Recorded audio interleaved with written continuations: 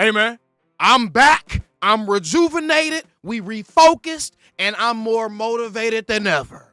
We have no room for doubters on this ship.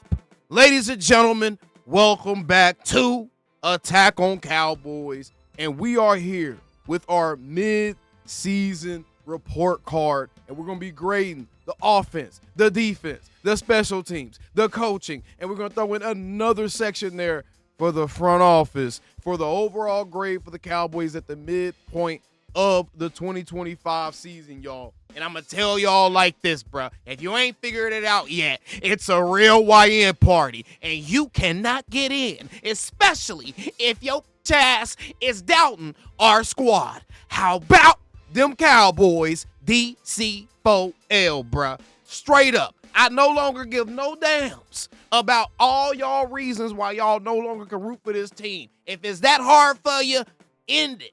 Pull the cord. Cut the cable. Don't let the doorknob hit you with a good Lord splinter. That's how I feel about it. Win, lose, or draw, y'all. It's shiesty season.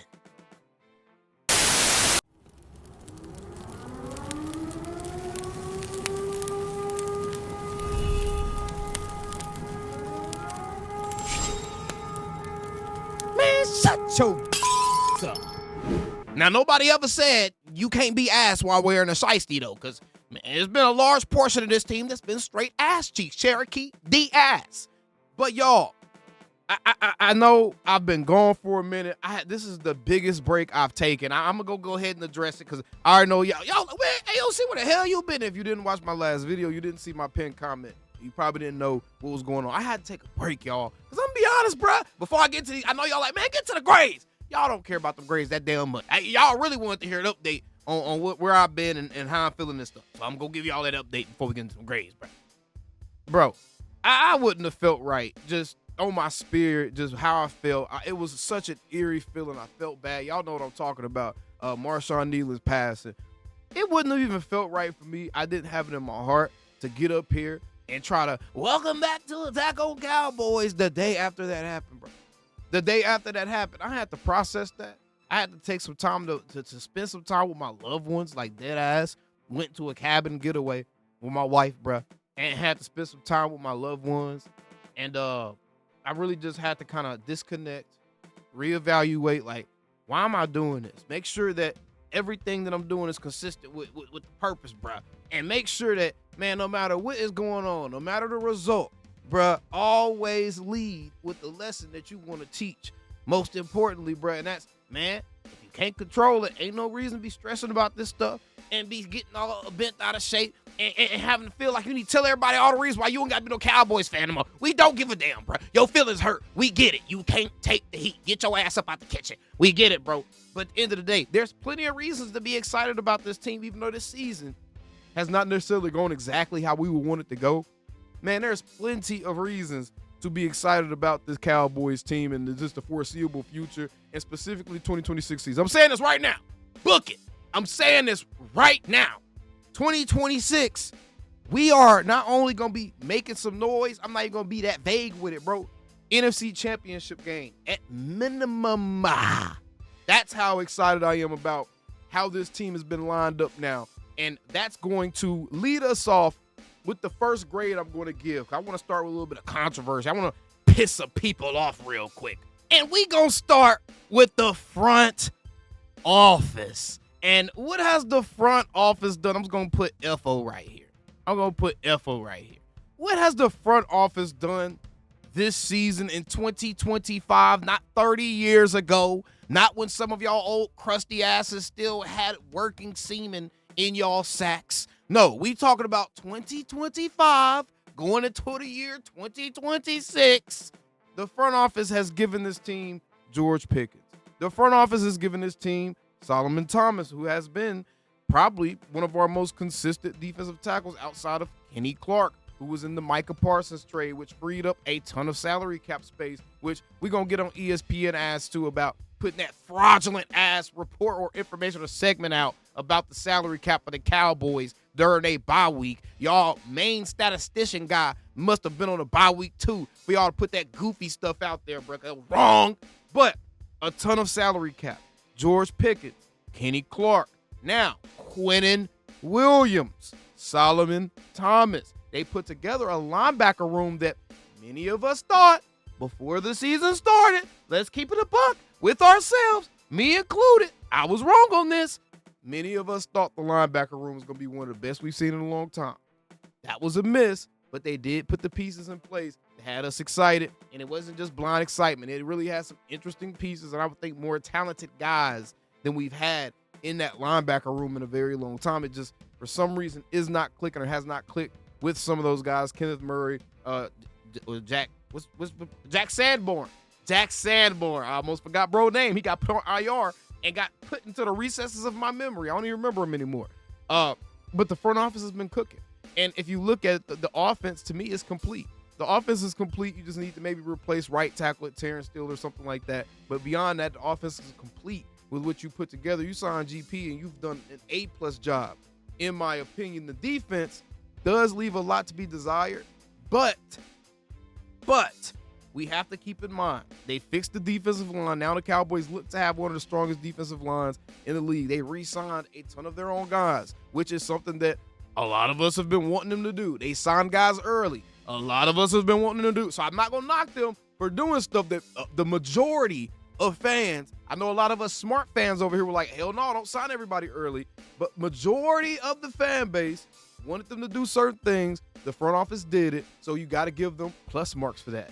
I'm going to tell y'all, bro, outside of maybe signing Brandon Aubrey earlier, maybe outside of signing GP or getting that contract done, I mean, honestly, I don't know what else you can look at with this front office. They went and fixed issues mid-season when they reared their head and we saw what this team was when players became available for real. They went and got Logan Wilson, tried to help the linebackers. No, they have not gotten a defensive back, but we have guys coming back. They probably want to see what it looks like before they call up any of those free agents or anything like that, or just to see if we're even in the run, to see if getting one of those free agents is even going to matter. That's on the table as well, guys. What if we win a couple of games in a row here after this bye week, and now we're right back in the thick of a wild card hunt or even a divisional title race, right? Now maybe you call up one of these veteran corners that's on the market still, that's kept himself in shape and is able to come in and play in spots. Maybe you call up one of those guys that can help you, but to me, the front office has pretty much done all you could have possibly asked them to do this season.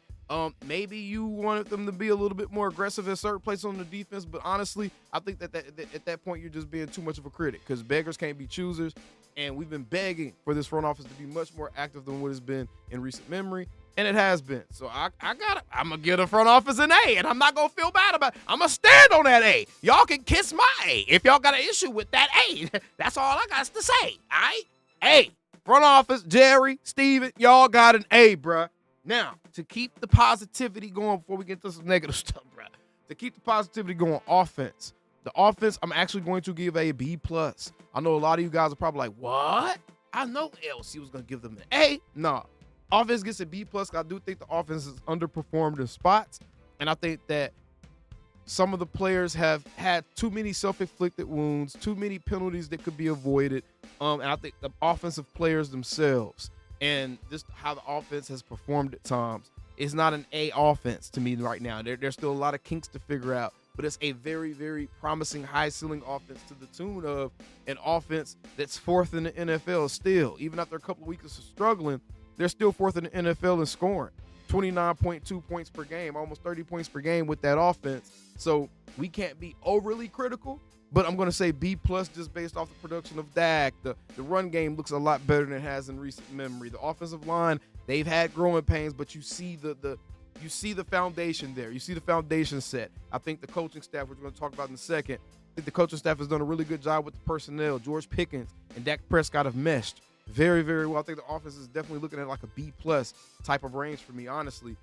The special teams. I think the special teams has been exactly what you would want the special teams to be. They haven't had any back-breaking penalties or anything that's really changed games. I mean, they may have had like one situation. I feel like it may have been one situation this year where maybe a guy got a penalty on special teams or something that may have hurt us. But outside of that, and I may be thinking about that from last year. We've been traumatized so many times. I may be thinking about that from last year, y'all. But the special teams, to me, I think the special teams, I mean, outside of maybe getting the Turpin touchdown so far this season, I mean, you've gotten a touchdown on the punt block team. So special team, and the field goal block team. So the special teams, to me, has performed very well. They've generated points, and they haven't made mistakes in games that have hurt you. So I'm going to give the special teams an A. And then this is where it all goes downhill, ladies and gentlemen. I tried to keep this John positive as long as possible. But if y'all know if I got to keep it real. Defense. Oh, boy. Defense. Defense is an F+. The only reason I say an F+ is because even though they've been absolutely horrendous to the tune of almost being a historically bad defense, there are a couple of pieces that you're like, I like that piece. That's the only reason it's the plus. That's the only plus part is I like a couple of these pieces. Kenny Clark, I like that piece. I like a couple of these pieces. Shamar James, I like that piece. I like a couple of these. Brady Stewart, I like that piece. I like a couple of these pieces. Jadeveon Clowney, Donovan Ezaraku, I like those pieces. I like a couple of these pieces, y'all. So I'm going to say the defense, they have some pieces I like. But golly, I don't like the taste, the smell, the look of it, none of it. Send it back. Recall, factory reset on that defense, bruh. And I hope that they did that on the bye week. I hope they hit factory reset on the defense because, my Lord, this has been a travesty to watch. This has been a travesty to witness. This has been a test of people's fandom this season to watch a defense that's played as badly as ours has played. Damn, my jacket dirty, but my shiesty clean. My jacket dirty, though. I need to wash this, John. I had it out of town with me. I need to wash it. What was I saying? I don't know. The dirty jacket got me. I was looking at that spec. I was like, damn, that mug is staring me in my soul right here. But the defense, bro, it's been tough for fans and has tested people's fandom to the point to where we need to stop this now. Because it now more than ever, it's truly DC for well. It's Dallas Cowboys for life, y'all. And we have to understand that the results of these games, while they may seem like the end-all, be-all, they're absolutely not. It's more about the experience watching these games. It's about the memories created watching these games, being a fan of these teams, different moments, the moments that you got to experience as being a fan of these. It's not just about the end result. I get it. The end result is what gives you that dopamine hit. It gives you the satisfaction.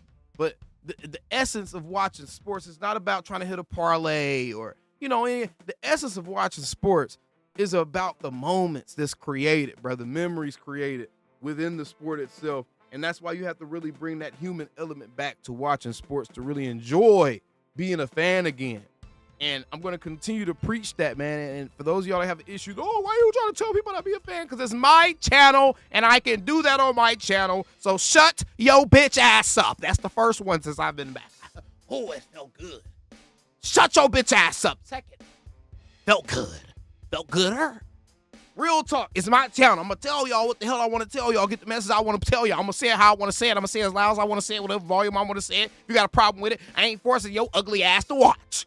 Straight up. I'm done playing with y'all. We back on business. Bro. I'm done playing with y'all, bro.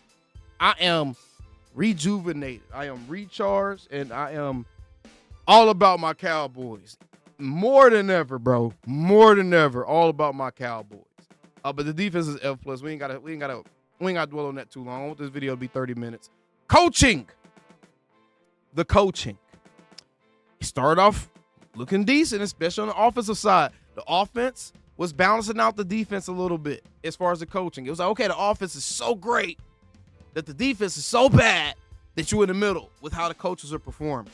But now the offense is starting to teeter because the defense and the pressure that's applying on the rest of the team, weighing the team down. Just imagine you got 3 iron balls just floating in the ocean. And they're all connected by a chain link. And then one ball gets a hole in it, and it just starts sinking to the bottom of the ocean because all the water starts to fill that ball up, right? The other balls are trying their best to maintain their buoyancy. They're trying to float.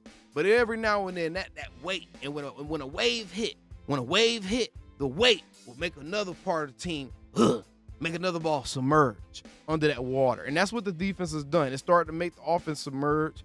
And I think this made Brian Schottenheimer, his play calling, has gotten to a point to where he's trying to play call to assist the defense on the offensive side of the ball. And I always felt like that's a bad way to go. I know people always feel like, oh, the best way to save your defense, a bad defense, is keep them off the field with your offense. But then you're hamstringing your offense and how they're capable of playing, because now you're taking your players out of their best actual environment to be successful. This is a high-octane offense. This is a damn Lamborghini, bro. And you're trying to make it drive 20, 30 miles per hour down the road like you driving down a residential street. This is a Lamborghini. Pedal to the metal. This is a Lamborghini, bro. You're not going to be able to do the 12, 15 play drives all the damn game to save your defense from being on the field. And I think that the fact that Shoddy, you've seen some explosive play calls come down. You've seen them kind of start trying to matriculate the ball down the field versus getting up the field in 20 seconds and putting the defense right back out there and allowing the other team to score again, making the defense tired.